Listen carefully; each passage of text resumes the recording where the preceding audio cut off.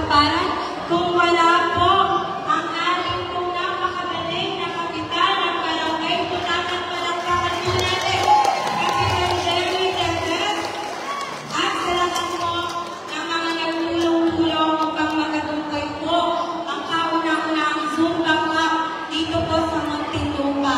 Siyempre po ang Cultural Office po, Barangay Punangan, palakpakan po natin sa pangunguna po